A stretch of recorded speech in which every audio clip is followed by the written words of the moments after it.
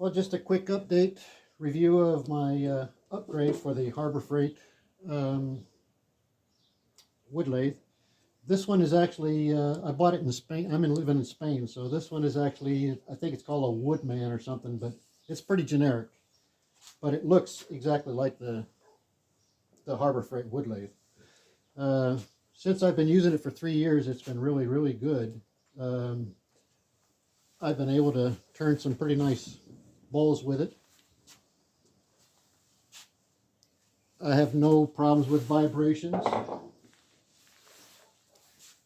Low speed, high speed, both work really good.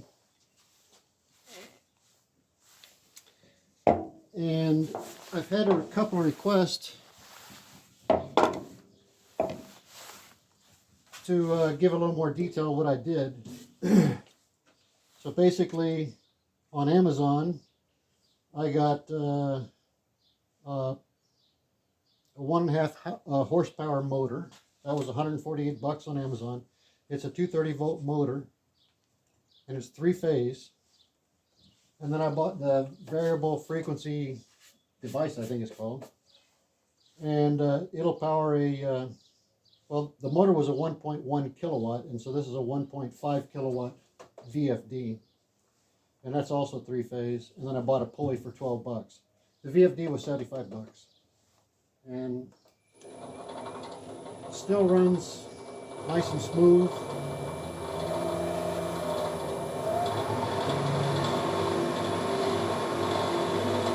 It may sound a little noisy on the audio here, but it's really smooth. It's got your forward and reverse, and then the variable speed. And you can program it to do a whole bunch of things, but that's all I use it for basically. Somebody asked me to take it apart and show them what I did with it. I guess I could pause this right here so that you don't have to watch me taking on all these screws. I'll take a couple out and you can see what I did. I also used the Reeves drive, so I didn't change anything in the mechanism for the lathe itself. It still has the Reeves drive. And I just used the lowest speed setting.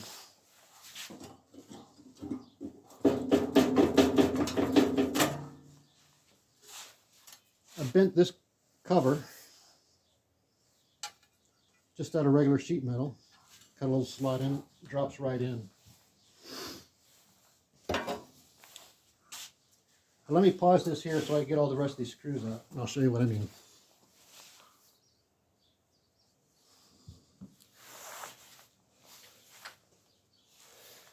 Okay, I think I got all the screws out. I made another sheet metal cover here.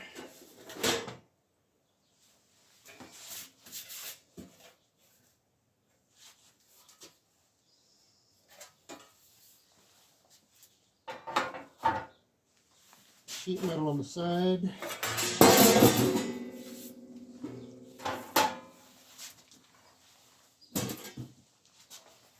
Sheet metal cover on the back.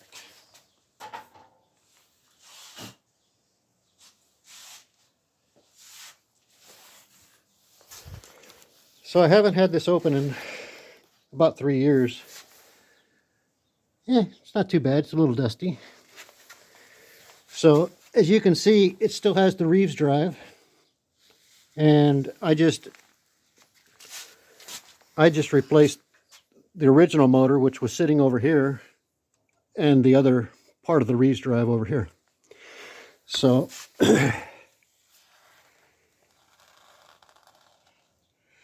now I'm not a metal worker or a sheet metal worker or a welder, but I did the best I could. So I made this basically a box here so the motor could mount on it. And then I mounted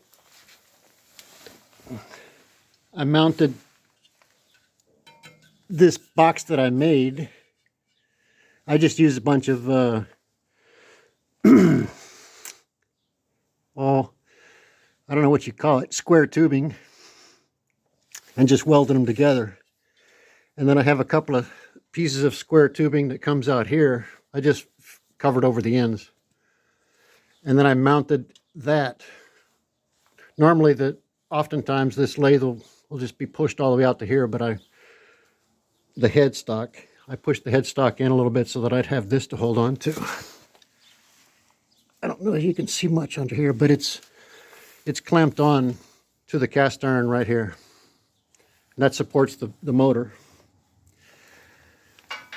And as you can see, I cut some slots so the motor is adjustable.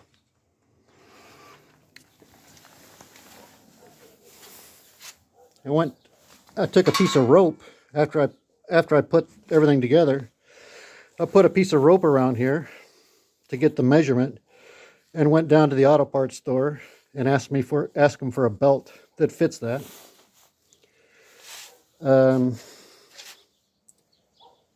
I used the original power switch from the lathe. I don't know if that was absolutely necessary or not.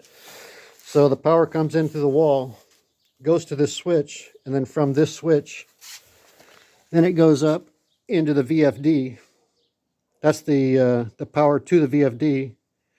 And then the power from the VFD goes back down, back in here, and into the motor. So like I said, this is a 3-phase motor and a 3-phase VFD.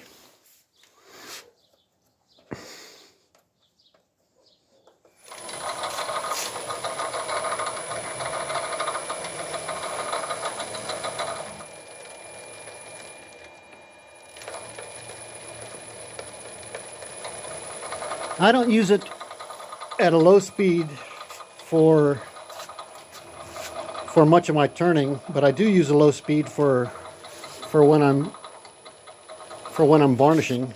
Sometimes I'll apply the varnish or the finish on there with this thing running. It doesn't have a great low speed power, but I can stop it if I clamp my hands on here, I guess. But it's pretty strong.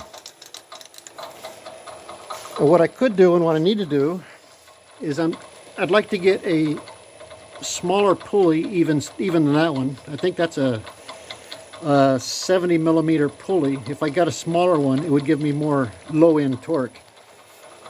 Because right now I don't use hardly much of the motor's power. I get up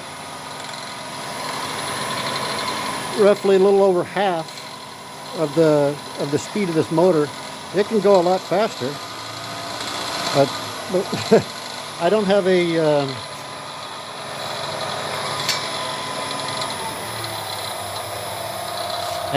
a revolutions counter on there, but it's got to be way up there. So I could probably benefit from having a better low speed, a lower gear there, so that it turns with a little bit more torque at the lower speeds.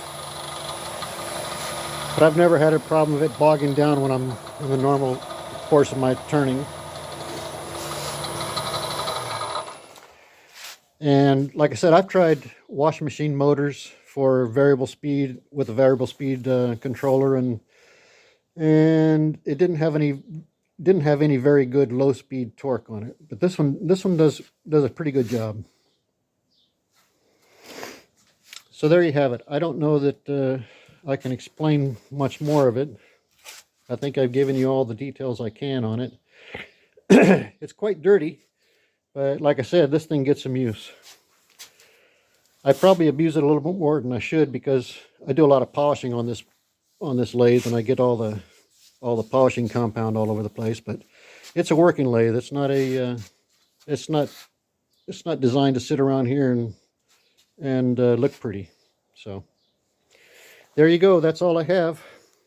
Let me know if you need any more information on it.